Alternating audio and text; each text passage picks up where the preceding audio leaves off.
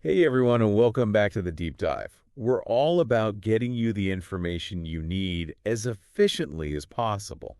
So you can really understand the core of complex topics without getting bogged down in the details. Exactly. We cut right to the chase and help you get seriously well informed. Today, we are going deep on something that I think is really foundational. It's about building a strong English vocabulary. Definitely fundamental. We're going to be pulling from a great source, how to build a strong English vocabulary, learn faster and retain more. And this is not your typical boring vocabulary building stuff. No. This is about unlocking potential in your communication and really just how you think. So consider this your personal deep dive into the world of words. We're going to break down the absolute essential techniques for growing your vocabulary. You'll learn why this is so important and how to actually incorporate these techniques into your life without it feeling like a chore. Sound good? Sounds like a plan. Okay, so let's jump right in. The source material we're using starts off by talking about the power of words. For someone who really wants to be articulate and sharp in their communication, why is a strong vocabulary so important? Well, what I find so fascinating is the perspective the text offers. It's almost like words are more than just labels. They're the actual tools we use to shape and share our thoughts, you know? It's Yeah. like, imagine trying to build a really complicated structure, but you only have a few basic tools. You'd be pretty limited, right? A rich vocabulary is like having a toolbox overflowing with precise instruments. Mhm. So you can take those intricate thoughts and feelings you have inside and turn them into something that other people can truly understand. Whether you're in a high-stakes meeting trying to pitch a nuanced idea or even just chatting with friends, the right words can make all the difference. They can mean being understood or not understood. They can mean persuasion or not persuasion. Right. So much rides on them. But it goes beyond external communication too, right? Hmm. Source material made a point that really resonated with me about how vocabulary actually impacts our cognitive abilities. Absolutely. I think about this in terms of our minds working almost like computers, right? Right. The words we know kind of act like RAM. So the more RAM you have, the more complex programs you can run, right? Okay, I see where you're going with this. So if you have a limited vocabulary, you're inadvertently limiting your thinking. But with a wide vocabulary, your mind can handle much more complex tasks. Deeper analysis, seeing a problem from all sides. Yeah. You just unlock new pathways for understanding and solving problems with more insight. That's what I think is so It's truly like having a amazing. more finely tuned instrument for your thoughts. Absolutely. And it goes beyond just our own thinking too, right? I'm I mean, the material mentions how vocabulary impacts our engagement with the world around us. right. How do we really connect with those big ideas in literature and art or science, even philosophy, right? Mhm. The source we're looking at today suggests that a really strong vocabulary is that key. Okay. It takes you beyond a basic what and lets you dive deeper into the why. Like instead of just listening to a simplified melody, you're reading the full orchestral score. You get all the layers and nuances. It's a good analogy. Trying to understand complex literature with a limited vocabulary. It's like you're squinting through a tiny keyhole trying to understand the whole picture. You're really missing out. And then there's the very practical benefit, which is huge for anyone who's trying to learn quickly, and that is reading comprehension. Oh, for sure. And the book lays this out so clearly. There's this direct link between the size of your vocabulary and how well you understand what you read. When you hit those unfamiliar words, a strong vocabulary basically equips you with the tools to figure out their meaning. Just Right. in the context, connect them back to stuff you already know. This does two things.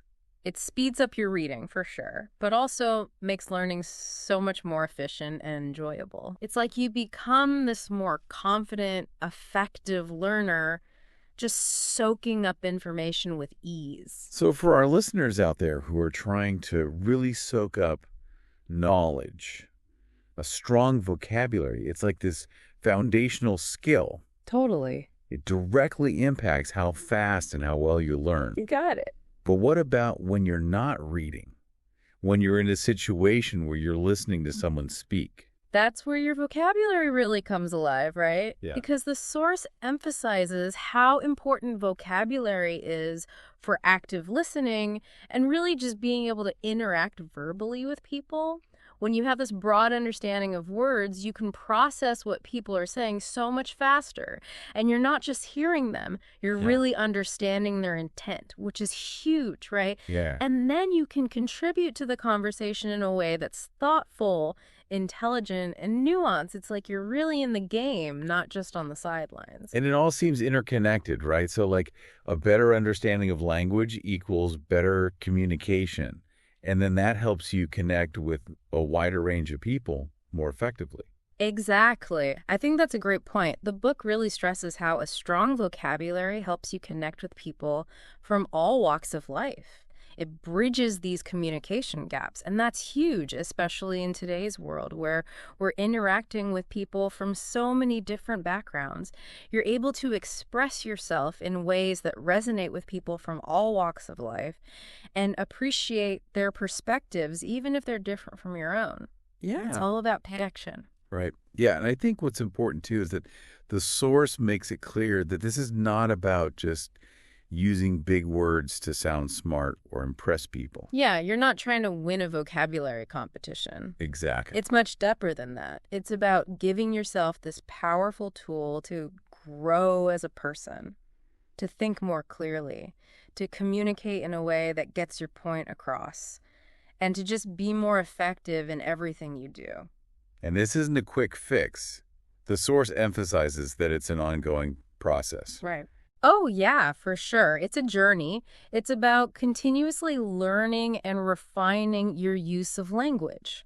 It's not just about memorizing a bunch of definitions. It's about appreciating the nuances of language and how you can use words to paint a picture with your words. Yeah. So every word you really understand and use, it's like another step forward on this linguistic adventure. Okay, so now we know why building a strong vocabulary is so important for all of you listening. Let's talk about how to actually do it. The book starts off with a principle that seems pretty simple, but it's so essential. Consistency. I think a lot of people get this wrong. They think it's about memorizing, 100 words every day or something. Yeah. But it's really about building a habit, right? The book compares it to learning a musical instrument or training for a sport. Makes sense. You wouldn't expect to become a concert pianist by practicing once a month for like 6 hours, right? No. Same thing with vocabulary. It's the consistent, regular engagement, even if it's just a little bit every day, that makes the biggest difference in the long run. Yeah, like building a sustainable habit. Exactly. And this is where the book's advice really comes in handy. What do they suggest? Well, they talk about creating a daily routine, even if it's just for like 10 minutes. Dedicate that time to learning new words. 10 minutes doesn't sound so bad. No, not at all. Think about it like brushing your teeth. It's this little thing you do every day. It takes almost no time, but makes a huge difference for your oral hygiene, right? Same with vocabulary. Mm-hmm. If you can carve out a few minutes each day, whether it's reading, using a vocabulary app, or just reviewing some flashcards, it becomes this manageable habit that you just do without even thinking about it. Okay, that's a good tip. And what about, like, trying to learn too many words at once? Does the source say anything about that? Yeah, they really caution against trying to cram. Don't fall into the trap of trying to memorize a ton of words overnight, because honestly, that just leads to burnout and you won't retain anything. It's much better to focus on deeply understanding and retaining a few words at a time. Quality over quantity. Exactly. And I love the example they give in the book. They say, learn just 5 new words per week. 5. And that suddenly seems so doable, right? Yeah. So you learn 1 new word every weekday. That's about 20 new words a month. Almost 250 new words over a year. That's huge. Yeah. And it's all about that gradual approach for better understanding and better long-term recall. The book really stresses that. So consistency isn't just about taking in new words, it's about using them too. 100%. The book emphasizes this so well. Don't just let words sit there in your brain, like trophies on a shelf. Yeah. You got to put them to work. Make a conscious effort to use those new words and sentences both when you're speaking and when you're writing. So it becomes like second nature. Exactly. That's when they really become a part of you. The book also recommends tracking your progress. Yeah. I can see how that would be really motivating. It's huge, right? It's like seeing your vocabulary journey on paper. So whether you use a notebook or an app, regularly reviewing those words really helps to solidify them in your memory. And you can identify those words that are still giving you trouble. Mm-hmm. It's like having this visual map of how far you've come. That's a good way to put it. It keeps you motivated and engaged in the process. And it's got to be important to set realistic goals so you don't get overwhelmed. Absolutely. One of the key pieces of advice the book gives is find that sweet spot between challenging yourself and setting goals that actually fit into your life. Start small, gradually increase as you build momentum. And remember, the end goal is to make vocabulary building a natural part of your everyday life, Like breathing. Yeah, it should just flow, leading to fluency and, more confidence. So we've got consistency down. What's the next big strategy? Reading. Okay, so read more. But there's got to be more to it than just picking up any book. Totally. It's not just about quantity. It's about how you read. The book presents reading as this amazing way to encounter new words in their natural habitat. Right. The more diverse you're reading, the better, right? Yeah. Novels, articles, blog posts, even social media. The wider you cast your net, the more exposure you get to different vocab styles. Okay, so diversify your reading. Makes sense. But here's the really important part. Mm. You have to engage with the text. Don't just skim it. No, you got to get in there, wrestle with it a little bit. Mm-hmm. The book urges you not to just skip over those unfamiliar words. Pause. Trying to figure out what they mean based on the surrounding words and sentences. Be a word detective. Exactly, like in that example they give with the word garrulous. Oh, yeah. Tell me about that. So you're reading, and you come across a sentence describing someone who just won't stop talking at a party right now. All right. And the sentence uses the word garrulous to describe them. You can probably figure out that it means talkative or chatty just from the context, right? Yeah. That process of figuring it out is so powerful. It not only helps you understand the word in that moment, it also trains your brain to be better at deciphering unfamiliar words in the future. You start to see patterns like root words, prefixes. You get better at it over time. Exactly. And here's a classic tip that's still gold.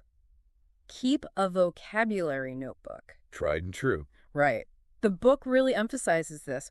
Write down new words, their definitions, and even example sentences that show how they're used. And don't forget to review. Yes, regular review is what cements those words in your long-term memory. Don't just write them down and forget about them. Okay, so actively engage, keep a notebook, review regularly. Yep. And there's one more thing. Don't just write those words down. Actually try using them in your own writing and speaking. That's what really makes them stick. Don't be afraid to try them out. Exactly. The more you use them, the more natural they'll become. And don't be afraid to step outside of your reading comfort zone either. Challenge yourself to explore different genres and styles of writing. The book actually suggests setting a goal to read at least one new type of material every month. Like, if you usually read fiction, try picking up a biography or a science magazine. And join a book club. Yes. Talking about books with other people is a great way to learn new words and deepen your understanding of the ones you've already encountered. You get to hear different perspectives on the language, which is always helpful.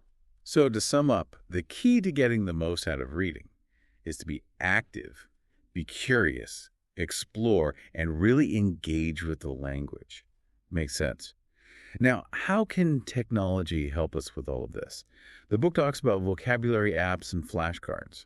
Oh, yeah. Technology can be a game changer, Okay. especially vocabulary apps and digital flashcard systems. They can really boost your learning, especially if they use something called spaced repetition. That's the thing where the app schedules reviews based on how well you know the word, right? Exactly. The book explains how spaced repetition, or SRS, makes learning more efficient by timing those reviews perfectly. Like, it shows you a word right before you're about to forget it, which is genius. It really boosts your long-term retention compared to just, random review. Makes sense.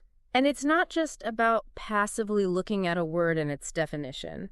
The book suggests making those flashcards really comprehensive. I'll include the word, definition, a sentence using it correctly, even synonyms.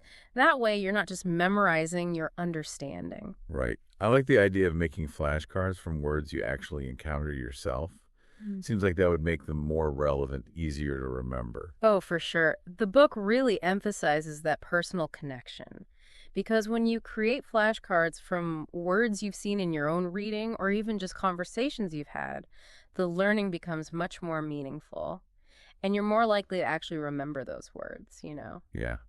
I like that these apps often have progress tracking features. It's always motivating to see how far you've come. It's so important. Being able to see your progress visually is so helpful. It keeps you motivated. It helps you pinpoint those areas where you need to focus more. It's like having a scorecard for your vocabulary journey. And the best part is, you can use these apps anywhere, anytime. So you can sneak in some vocab practice during your commute or while you're waiting in line. Those little pockets of time can really add up. That's a good point. And don't forget about active recall. Oh, yeah. The book really stresses this. Instead of just flipping the flashcard over right away, try to remember the meaning of the word before you look at the answer. This helps strengthen those connections in your brain, making it easier to recall the word when you need it. Yeah, I see. And the beauty of these apps is that many of them are designed to adapt to your learning style. They'll focus on the words you're having trouble with, and some even let you create custom word lists based on specific themes. Like, if you're studying for a business presentation, you can create a list of business vocabulary. And just like with reading, consistency is key when it comes to using these apps. Even just a few minutes each day can lead to massive improvement over time. And let's be honest, the gamification element with points and streaks can make it kind of fun and addictive. For sure. So these vocabulary apps and flashcards, they're amazing tools, especially those that use spaced repetition. It's about making learning more engaging and effective. Okay, so apps and flashcards are great ways to build a strong foundation. But just knowing the definitions of words, that's not enough, is it? The source really emphasizes the importance of putting those words into action. Yes, you have to practice. It's about bridging the gap between passive knowledge and active use. Okay. Going from recognizing a word to being able to use it confidently in your own communication. So how do we practice? The book highlights conversation as a really effective method. Talking with friends, colleagues, even language partners if you have them, is a fantastic way to put those new words to work in a real-world setting. And don't be afraid to make mistakes. Everyone does, and that's how you learn. Yeah, don't let the fear of messing up hold you back. Exactly. The book really normalizes that. It's all part of the process. And the more you use those words in conversation, the more natural they'll become. You'll gain confidence, and your overall communication skills will just soar. The key is to use them in a way that feels natural, not forced. Yeah. What about writing? This seems like a good way to practice too. It's amazing for practice. Writing in a journal, blogging, even working on more formal essays gives you the space to really think about your word choices. You can experiment with different vocabulary and see how it fits without the pressure of real-time conversation. And the book has some great advice here, too. Set some specific writing goals, like challenge yourself to use a certain number of new words in your journal entry each day. Oh, I like that. It's a fun little challenge. And if you're working on something more structured, like an essay, it's a great opportunity to practice using more formal or academic vocabulary. Stretching those vocabulary muscles. It all makes sense. And I've heard that teaching new words to someone else is a really good way to make sure you understand them yourself. It's true. Explaining a word to someone else forces you to really think about its meaning and how it's used. Plus, it gives you another chance to practice using it in a sentence. And, finding a language exchange partner or joining a conversation group, that can be a super low pressure way to do this. Everyone's there to learn and practice together. And it all comes back to review, doesn't it? Even for those words you're actively using, it's still important to review them regularly. Absolutely. Consistent review is so essential. It keeps those words fresh in your mind.